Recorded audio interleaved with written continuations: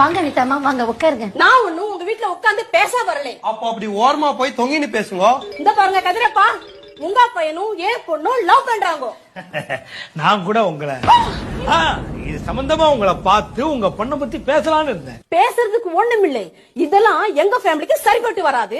நாங்க உங்க பையன் என் பொண்ணுக்கு வாங்கி கொடுத்த கிஃப்ட் பொருள்.